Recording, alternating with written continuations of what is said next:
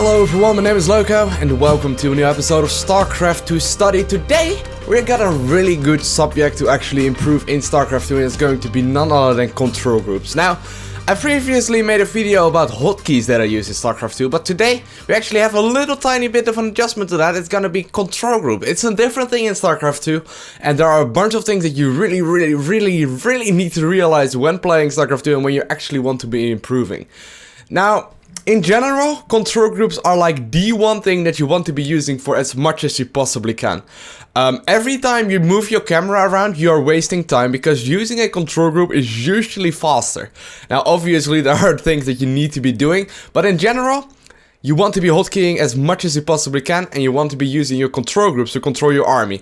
Let's say, for example, I am scouting with an overlord in my opponent's main, right? So it is around the 6.5, 7 minute mark, Zerg versus Protoss. I fly an overlord in his main, and I have that overlord bound at control group number 3.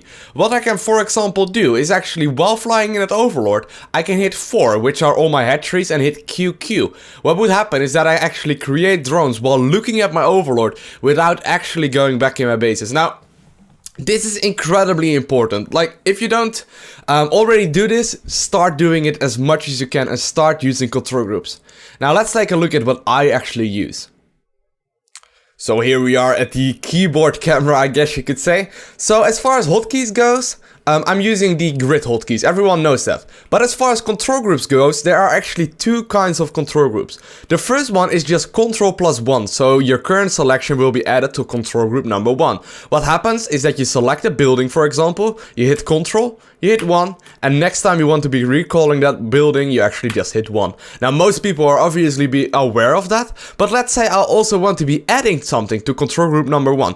What happens most of the time is that you're happily making Zerglings, so you're selecting your hatchery, which in my case is 4. I'm hitting Q and I'm hitting E, holding that one down to create Zerglings. Now, let's say I already have an existing group of Zerglings in my hotkey number 1, this one right here. What I can do to have this selection, while having those Zerglings that I just created still selected, I can actually hit Shift +1.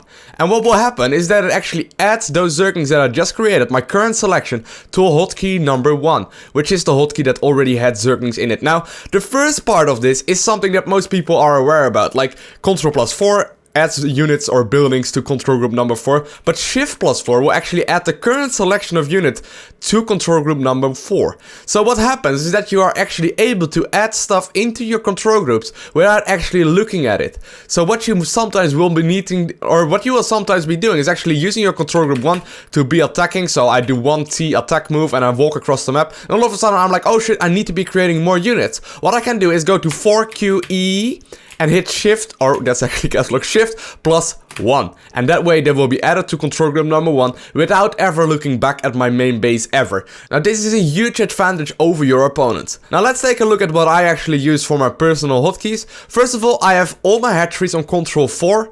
So that is hotkey number 4. I have my first overlord at number 3, and I have my second overlord at number 2. So I am actually, at the start of the game, I'm spamming between 4, 3, 2, which will actually allow me to make like quick maneuvers between my first and second overlord, and also between my main base. Now, at the start, since I'm using QWERTY, I'm going 4, Q to make drones, and I'm hitting 3, 2 to go ahead. So that's what you most of the time will be hearing when I'm playing a game.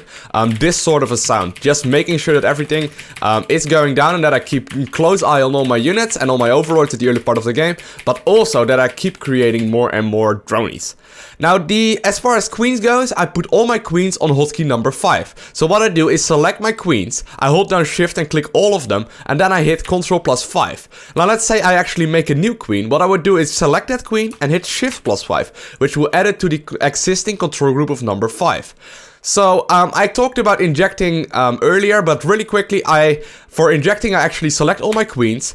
I go back here, I actually hold down, I actually click X, hold down Shift, and I actually click spacebar, click spacebar, click spacebar, and that way all my stuff will be injected. There will be a video in the description of this video that will actually take you to the specific queen injection one.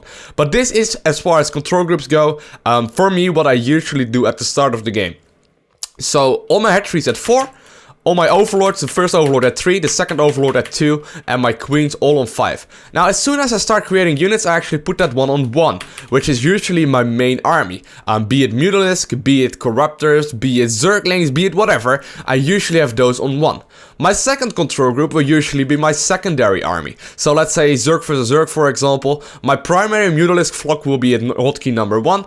My Zerglings and Banelings will be at hotkey number 2. And then as soon as I start adding in spellcasters such as Infestors or Vipers or whatever, I actually hotkey those as 3. So what you get is a really dynamic kind of set of hotkeys that are really close together. I have all my hotkeys right here in this little square right here. And I have all my control groups pretty much up until 5 or 6 depending on how the game goes. So I'll give you a real quick recap. I'm using the grid hotkey settings. I'm using 4 for all my hatcheries, 5 for all my queens, 3 for either in the early game I use it for overlords, same goes for 2, but in the later part of the game I use it for spellcasters.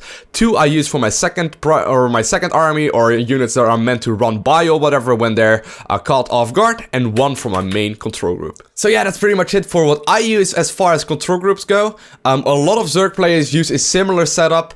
Some actually separately hotkey every single queen. I personally do not use the F1, F2, F3, F4 hotkeys to save locations, but that of course is also a possibility, and I might start using that in the near future, who knows. But this is the hotkey setup that I use. Hopefully you guys learned a little bit from this video. As always, have an awesome day, don't forget to smile, and hopefully I will see you in the next episode.